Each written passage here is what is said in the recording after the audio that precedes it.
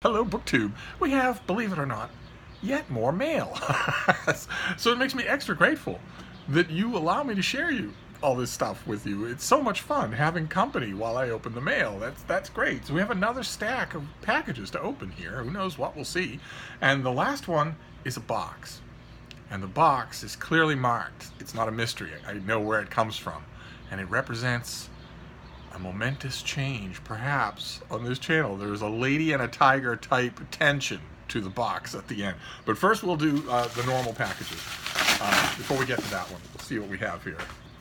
Let's see. Okay. All right. This is due soon. This is an October book. Yes, this is an early October book. This is by Steve Levingston, who is the nonfiction critic for the Washington Post. This is Barack and Joe, which we might have seen. We might have seen this in advance copy. This is just an informal study of the working partnership and friendship between President Obama and his Vice President Joe Biden, who is in the news. He is in the news these days because he is so well loved. I think he's an incredibly flawed presidential candidate. But he's in the news because he and his son were at the heart of an obsession on the part of Donald Trump that led him to impeachment. So that's what this is. This is sort of a takeoff on. It's done in the template of Levingston's earlier book, Kennedy and King, which is about the admittedly much more distant relationship between John F. Kennedy and Martin Luther King. And that's what this is. I don't know what kind of access he had. I haven't read the book yet. I'll have to see. The partnership between Barack Obama and Joe Biden is unique in American history. The two men, their characters and styles sharply contrasting, formed a dynamic working relationship that evolved into a profound friendship. And Steve Levingston gives a vivid and inspiring account of the bromance that developed between the two men. Okay, so well,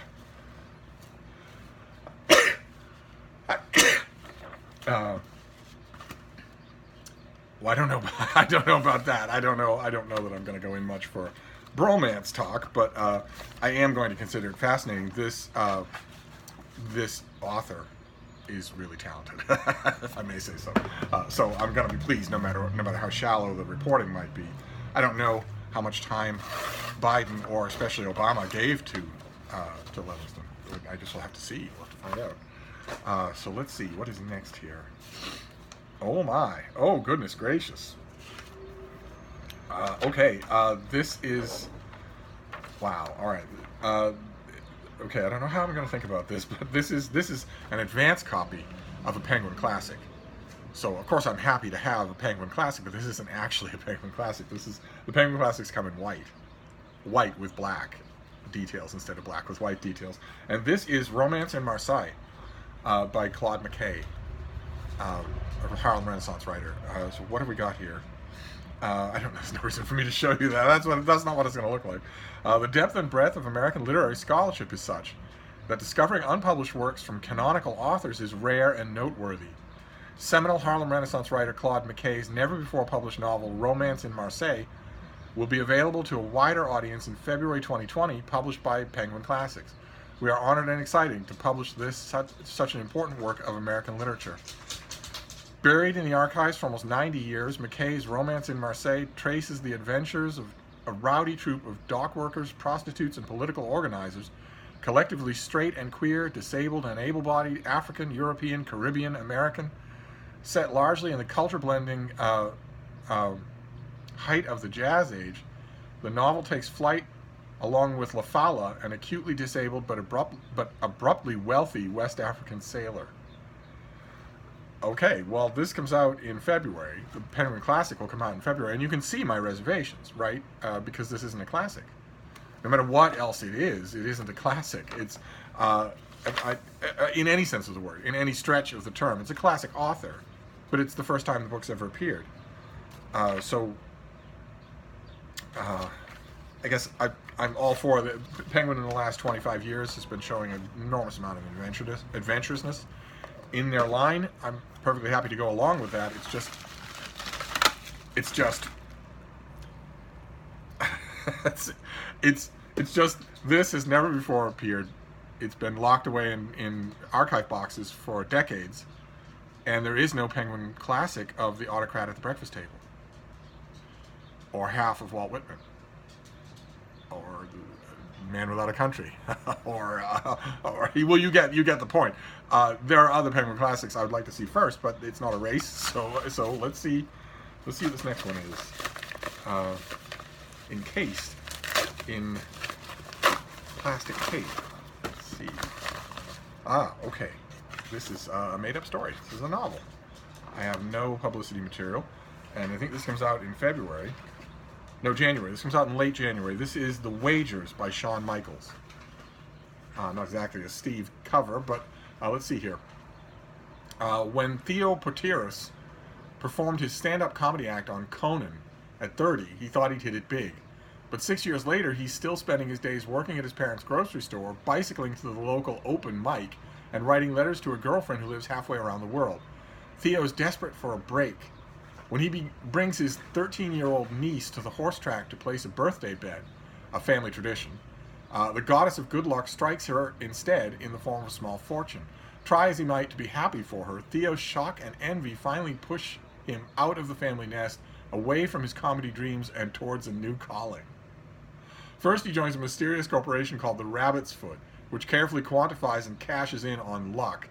Then a gang of vigilantes who recruit Theo to help them steal luck from those who carry more than their fair share. The Wagers is a literary motorcycle chase carried by stylish prose and a delightful invention, but it's also an investigation of work and purpose, happiness and art, the randomness of good fortune, and all the ways we choose to wage our lives. Okay, all right. Well, that is weird. Okay, I don't have a pub sheet, but this comes out in January. I actually had something like that happen to me once, where I very seldom go to horse tracks. The horses aren't there voluntarily. It's the same as if you watched humans being whipped around a course. They don't want to do it. Every once in a great while in the past, I would do it. Just for conviviality's sake, although I wasn't, I imagine, very convivial company. And one time I was at such an event when someone I was with won a gigantic pile of money.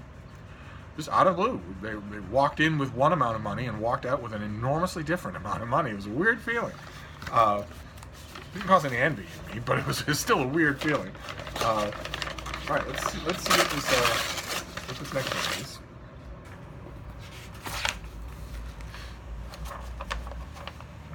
Okay, all right, this is a January book. It's by Alexander Boxer, and it's called A Scheme of Heaven, A History of Astrology and the Search for Our Destiny in Data. An illuminating look at the surprising history and science of astrology, civilization's first system of algorithms, from Babylon to the present day. There is no science in astrology, so what on earth is this author thinking? Humans are pattern-matching creatures, and astrology is our grandest pattern-matching game. In this refreshing work of history and analysis, data scientist Alexander Boxer examines classical texts on astrology to expose its underlying scientific and mathematical framework. The underlying conception of astrology is that the movements of the stars have any effect at all on anything on Earth. And since that underlying assumption of the whole system is completely fraudulent, there cannot be anything built on it that isn't fraudulent. but let's see here. Astrology, he argues, was the world's most ambitious applied mathematics problem, a grand data analysis enterprise sustained by some of history's most brilliant minds. A scheme of heaven, a horoscope, is recognized as pseudoscience today, but was once considered cutting-edge science. Not only does Boxer trace different applications of horoscopes back to their origins, he also puts them to the test using modern data sets and statistical science, arguing that today's data scientists do work similar to astrologers of yore. I don't know that most data scientists are going to be happy with that comparison. But the author, I've got to know now who he is. He is a data scientist with a PhD in physics and a degree in the history of science and classics. His research has appeared in Nature, Physics, and he was Atlas Obscura's original Washington, D.C. field agent. No other books are listed. Am I guessing that this author is very young? I am guessing correct. This author is very young. Okay, well, all right. So this is going to be out in mid-January, and it is a daring thing. It is which is what I love in my history. It is an attempt to reevaluate the value of astrology, which is indeed pseudoscience. It is indeed bunkum. But that doesn't stop the book from being interesting. So, but it's of no immediate interest because I'm not reading any 2020 books right now. Oh, okay. This is a double. I believe we already saw this. Yes. Yes. This is The Last Winter of the Weimar Republic and the Rise of the Third Reich. Also a 2020 book, if I remember correctly. Yeah, early February. Just the old familiar story about how the Weimar Republic was rotted out from within and eventually gave way and allowed Nazi Germany to flourish. But we've already seen this. This is already on the 2020 pile. Then we've got one of these big boat-like things.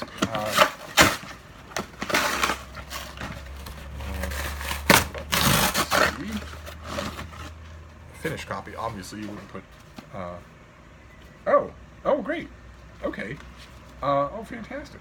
Okay, this is clearly not for me. I will read it, and I'm sure I will enjoy it, but as far as reviewing goes, this is clearly intended for one of you instead. One of you is going to do a much better job of this. In case you're wondering what I'm talking about, if you're new to the channel, in addition to being a book critic, I'm also a book editor, a book section editor. I help to run a literary journal, Open Letters Review. We do new reviews almost every day, and I encourage you to try. I encourage you, if you've always wanted to try your hand at writing reviews, Open Letters Review I'd be happy to talk with you about it. Sing out in the comments field, and we'll get the ball rolling and see if you have any taste for it.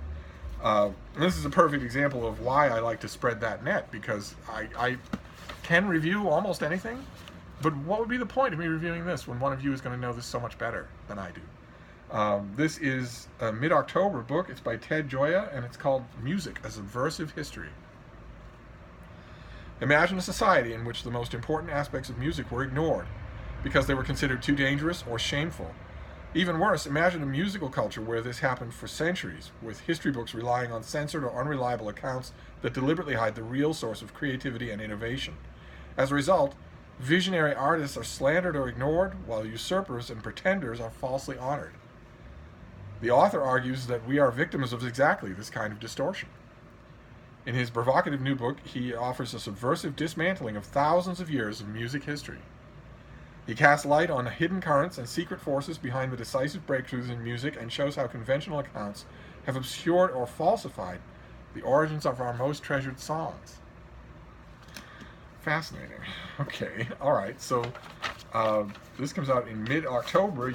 I recognize this author's name. I'll be happy to read this book. I'll read it anyway. But if you are a big fan of music, know all there is to know about it. I'm sure there are some out there, music aficionados. Better that you get this book and read it and review it than I do, right? So let me know. And that does it for the conventional part of our mail haul. The unconventional part is this box. And this box clearly identifies itself.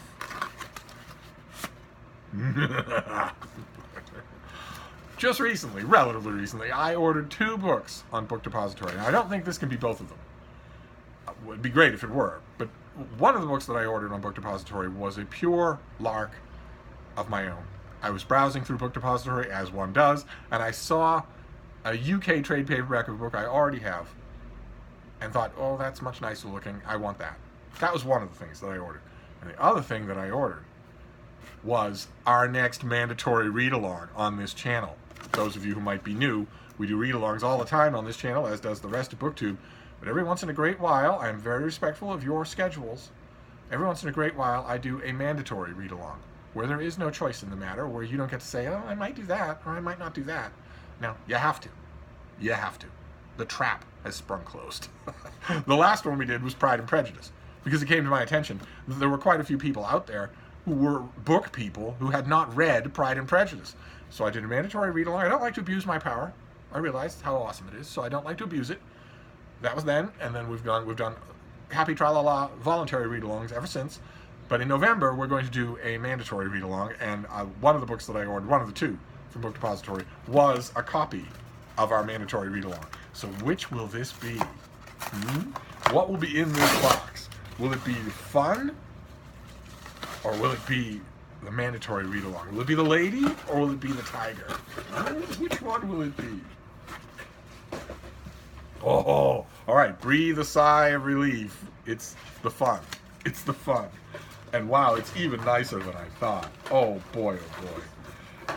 Boy, oh boy, oh boy. Okay. This is Cultural Amnesia by Clive James. The great Clive James. Look at that. How wonderful. It's not only thicker than I thought, but it's floppy. How wonderful. And it has that mark, right? We see the wine stain, the drink stain on the cover of books all the time if you look at used bookstores. Fantastic. Incredible. This is so good. Clive James, of course, never met a book reviewing commission that he turned down in his heyday. Just wrote all the time. Him and a bunch of other great Fleet Street hacks. And I shouldn't... Hack is here, I'm meaning it in my most complimentary sense of the term, because he's incredible. This book is just incredible. There's just one great insight after another, all written at lightning speed on first a manual typewriter and then a battered old word processor, always with a deadline looming, always with a tiny, much too small check in the offing, about every subject under the sun. In Cultural Amnesia, unlike his other, unlike his other collected works, he goes alphabetical. So he doesn't group them by, world shakers, literary figures, anything like that. He just goes alphabetical and covers everything. Just everybody is in here. Everybody from Borges to Hitler and back again. And with great quotable lines in almost every piece, even on authors that I don't care about, even on figures that I don't care about. And this is so much nicer than I thought it would be. That is such a pleasure of Book Depository. That's fantastic. Wonderful. Okay. And once again, this thing came with a wine vulture. I don't know why the Book Depository stuff comes with wine vultures. I'm not in any way going to get wine in the mail. I mean, honestly. All right. Well, that is sort of tops the day for me, because this is, not only is it gorgeous, but it's better than I thought it would be. I'm going to read the heck out of this book. Fantastic. All right. So that is I don't know what mail haul this is. Is this the third one of the day? I don't even know. Second one of the day. So we have Music, A Subversive History by Ted Gioia. We have a duplicate of The Last Winter of the Weimar Republic, the end of the Weimar Republic, the rise of Nazis. We have A Scheme of Heaven, a new book that takes a new and serious look at astrology, of all things. Then The Wagers by Shawn Michaels, a novel coming out in the new year. Romance in Marseille, a novel by Claude McKay, he of Harlem Renaissance fame, but this is unknown to everybody except McKay scholars. And it comes out in the new year as a Penguin Classic. And finally, a finished copy of Barack and Joe, just a book about the growth of the partnership and the friendship between these two people. And last but certainly not least, Cultural Amnesia by the great Clive James, a freelance book critic after my own heart. So that is fantastic. Very good. I all of these new books here. There's the music book and the Barack and Joe book. They're both new. They're both coming up. They're calling for attention. I'm going to summarily ignore them to spend even more time with Clive James. How horrible is that? I don't feel all that guilty. But I'm going to wrap this up. But I'll be back. Thank you, BookTube.